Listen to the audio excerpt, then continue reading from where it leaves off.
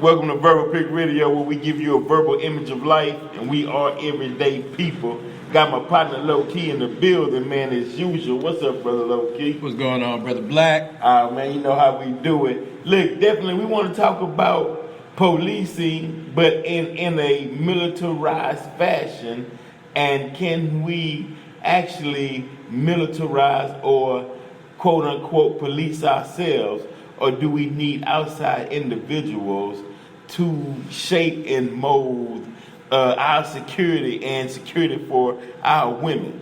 Now, and for those who watch the debate, I want to talk about just real briefly when they talked about the stop and frisk. They said that it was 2,200 murders in New York. They implemented stop and frisk, and it became, the murder rate went down to 500. But then Hillary Clinton, she came and stated that stop and frisk was seen as against the constitutional rights because it was seen as racial profiling. And the point, then that was the point, because at that time, and really since the time that blacks were free, they never wanted you to feel comfortable, or they never wanted you to feel a part of America. So whenever they saw you congregating, they would automatically harass you because they never wanted you to feel like you was a part of. So now coming to my question, as far as the us militarizing ourselves, do you feel as though you would have to have a certain knowledge of self to even understand that concept, or will it just automatically roll into place once it's implemented? It would automatically roll into places. Our people have, at the very least, over $1 trillion in resources. So we have the resources to pay our own people to set up military bases around these cities, the cities that we live in, to where if there's a problem, we can dispatch our own people within our own community in order to take care of any particular problem that we may have. Okay, now, and I agree with that. You know, we do have matter of fact, we were the first soldiers anyway. Mm-hmm. You can date our lineage, and as it was stated, and Brother Ishmael talked about how every war America had, we fought in anyway. Mm-hmm. But we're not getting our due justice. They not seeing us as integrated into their society.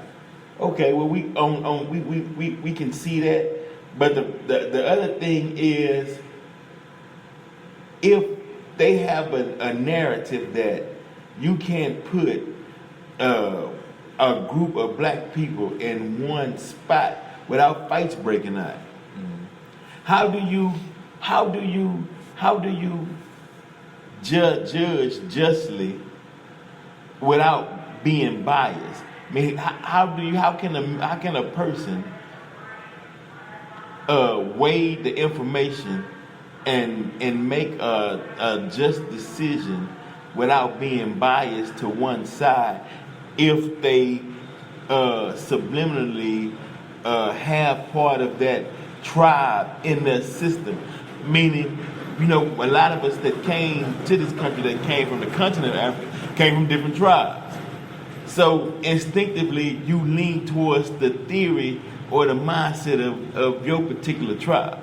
How can we weigh and just look at, okay, how can we put aside emotions and feelings and just judge the situation based on the situation?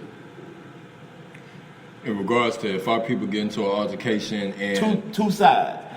It might be more than one person, but two sides got an altercation. It's our people that's... Our people. Right. We getting ready to go at it. And right. And our reserve, our military reserve is stepping in as a part of the decision-making process, right, of how, you know, we're going to resolve this issue. Because you got to realize you pulling the militarized people from out of that same group, or about our people. Mm-hmm. You're going to extract people from our people, right, to wait, because this person could have had beef with that person 5 years ago, mm-hmm, but now he got to be just and fair to settle the differences between these two groups? Can he, how, no, it can be done, but Right. how do you train them to judge this thing without being biased? You have a whole system in place where it's never dependent on one person, Okay. but a whole body of people within our own body politic. So we make decisions and amongst our peers, a group of our peers, and having different components in place and looking how our ancestors, how they dealt with, particular situations.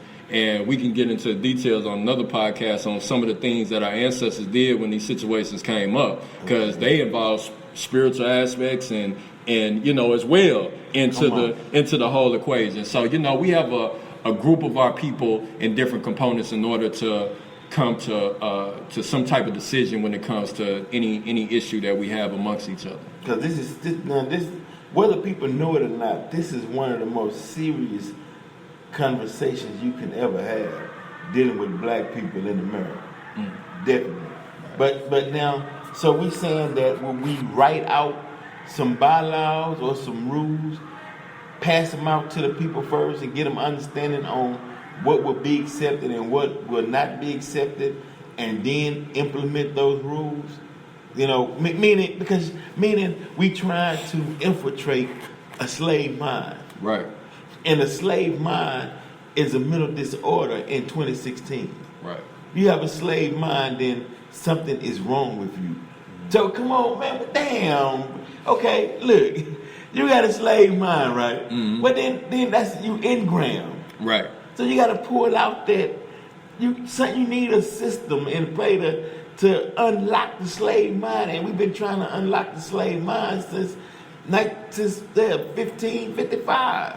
Okay. Here's the thing: is that most people, they're just going to follow whatever the trend is and wherever the power, wealth, and resources is. Okay. Now, since we have the resources, one of the major issues is that we're not doling out those resources to our own people to run institutions that we already know how to run.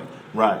And then from there we can start implementing culture, and then as far as the politics are concerned, is that our people who are into studying, doesn't matter what school of thought your pop, but are actually into jumping into the books and into knowledge and have a passion for it, should be the people that are involved in putting together our body politic. Okay. And the people that are not interested in that, they may have another area of expertise where they can step in and get their resources, and then we have a community working in operating different functions for the whole. Yep, because now we want to get into we still gonna keep that topic in what you just said. Mm-hmm. We still on topic, but we getting into the debate, or what I call it was a tennis debate, right? Mm-hmm. Let's do it. Black people are the tennis ball, and the two Democrat and Republicans, they throwing you back and forth on each other side of the court. Okay. They holding you in limbo, in suspense. Mm-hmm. One will say, well, the problem with the blacks in America is that we're not treating them inclusive. We're pushing them away. Mm-hmm. The other side will say, hey, you either sink or swim. My forefathers came over here as immigrants and they worked 2 jobs and look, they made it. Then the other side say, well, after slavery, they treat us as though we have feeble minds and we can't take care of ourselves. So the Democrats would treat black people as boys and girls, as children. Mm-hmm. Then the Republican side would say, hey, slavery happened a long time ago, get over it, and do your thing. But then then we would say, well, damn, you can't set up people free without giving them a debriefing, without giving them knowledge into society or prepare them into society. You just can't say one day, okay, you free now, get out there and make it happen. Right. So we like the ball, we going back and forth between Democrat and Republican, and they know this strategy. Mm-hmm. So what you're saying is out of bounds. It's chaotic. It's it's the ball when they cross the line, they gotta hurry up and pick it back up and throw it back into play. But what you saying is once it gets out of bounds, it's close to the exit door. It might roll out the exit door and take on the shape or form of itself, right? That's right. They don't want that. That's right. And then that's gonna be a problem. So, Right. But the slave minded, he's so scared or she's so scared that they know in their heart, yeah, it's right. You know what I mean? But they don't wanna risk anything. You know, Right. they are afraid. Right. But I gotta commend.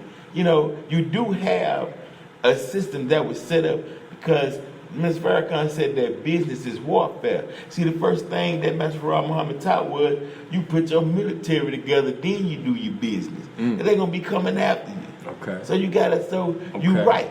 But we Okay. down south, Okay. you know? And so really, when we had the country mindset, when we were country, like Sunnyside was country and a lot of Houston was country. Right. Then we had our land and we rolled, and this is when we got the city mindset. I personally think when we want to be like New England or New York or those mindsets came from Europe, from the old world. Right. We was never gonna be New England and New York. Right. But from back in Africa and even the blacks that was already here, we already knew farming and agriculture because we was connected with the land. Right. We was one with nature. Right. So I'm saying we talking about, and this is the question: what path can we go to get on the same frequency or rhythm or mindset to start building this thing? You know, because if you like Abraham right now, you know what I mean, in the sense of the ideal is wonderful and it's a need and it's based on mathematics, and then so those of us who know that would be considered, or they call themselves the righteous ones, quote unquote, we would tell you, okay, well then you go into the 85 and start pulling out one. Well, no, start putting out 10. Okay. If you can get 10, can you get 20? Can you get 30 on that mindset? Because you love our people, so you don't want to see the hurt. So you know you're coming up with solutions that's good for the whole. Now we need a plan of action. You know, what quote unquote could we say would be that plan of action to get people on board? Because white people are showing us better than they can tell us. So Right. now the ball in our court, what we gonna do? Right. One thing that we're going to do, and something that has already occurred, and we're just going to continue with the process, is that when it comes to our people, you're speaking on the military aspect, first step, Yes, sir. is that we have our own military. So, you know, now of course we need more, you know, we need more members, and we need to also needs to be known that, you know, this is something that we're willing to put our resources into. So people, every action is motivated by an incentive, you know, so people will have no problem, you know, training in hand-to-hand combat, long range, you know, us having our own gun ranges, you know, and preparing, you know, and training in that particular fashion, and us having paperwork, if you want to call it a treaty or what have you, you know, with other groups of our people that already have, you know, their system in place, and we work with each other and we build amongst each other and we critique each other in order to work towards perfecting, you know, our body politic, you know, as us working together. So these things are already occurring, but we're talking about, you know, pushing the line so we can speed up the velocity of these things coming together, because it's gonna happen anyway. But we need things to speed up. Right. Definitely. Okay. So we put that energy and that motion out into the universe, and it's speeding up because 10,000 feelings. Then today, you're saying a militarized body to police our community, to have a peaceful community, because there is a need, because Houston didn't have a Cabrini Greens or high-rise projects like on the East Coast of Midwest. But if we don't secure the land, and if gentrification continues to come into our inner cities, they will build a high-rise project, and they will lock a lot of people up in that high-rise. That's so right. That's you're right. right. So we have to show signs of life that we can police ourselves. Right. To keep this beast from attacking us or coming up on us, because the narrative is, hey, look how they living. You heard Trump, hey, you can't walk down the street without getting shot. Look at the way they living. Right. That's justification for saying these are the unwanted.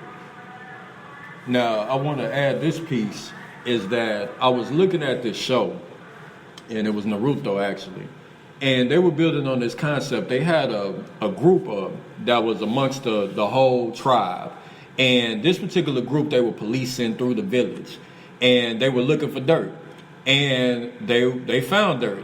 Because if you look for dirt, you're going to definitely find it. Come on. And the civilians, they started to despise this particular group, this particular clan that was a part of the tribe. And so eventually that just led to a lot of, it led to destruction. And, you know, like the clan actually like tried to overthrow the government, because they felt the government was going to try to kill them off anyway. And it was just, you know, so what I took from that was that instead of us being in this European concept of going through, you know, looking for dirt and having people driving around and, you know, guaranteed you're going to find something to lock somebody up for. Many Right. times I know I done been in that situation. Right.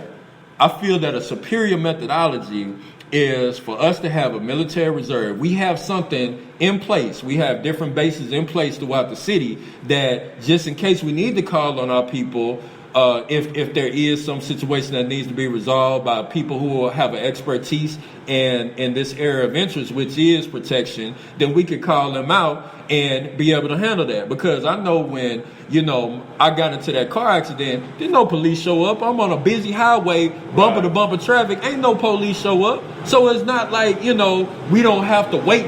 I wasn't waiting on them anyway, but I'm saying we're not in a situation. A lot of our people know that whenever they call up the Europeans to come, they might show up. They might show up some hours later. They might show up and kill you. You know, so you know, I feel, and what I've learned in my understanding, as a superior methodology when you have a reserve, as opposed to going and looking for dirt with your people, because your people are going to start to despise the people that's looking for dirt, and that's going to affect the mindset of the people that are actually policing the civilians. So that means then not what you're saying, but what I'm taking from it is then that the Moorish community would have to deal with the laws, or set up a system of laws since they study the law. Mm-hmm. Then we would have to find a branch for the Hebrew Israelite. Mm-hmm. And we find a branch for the say the RBGs is Pan-African. Right. We know what NOI stand and they holding their post. Right. And then you go to these different branches that's masters in this particular field. That's right. That could bring the peace throughout. That's exactly what we have to do. But now, and it's happening. Us, you know, for everybody that's listening and what we're doing here, this is about speeding up the velocity of something that's going to happen anyway. Right, yes, sir. Yes, sir. It ain't about later on. It's about right now. Right. That's what's real. It's right now. That's right. Come on. That's right.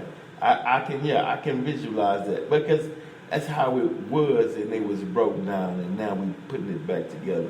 Right. Because we can deal with each other, unify with each other, because when we all agree that there is a superior being that created it all.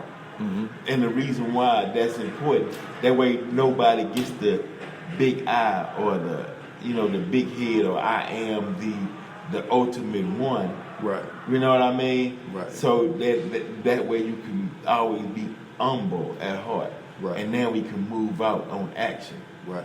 So yeah, man. Hey, definitely, man. This is heavy. This is one for your archives, man. Make sure you all tell your friends, spread the word, man. I'd like to give a shout out to Mexico and Great Britain and Virginia, you know, and other cities, Cypress, Houston, and Hearn, Texas, and different places that tune in, you know, to us. We, you know, and on this show is everyday people, and that people means more than one.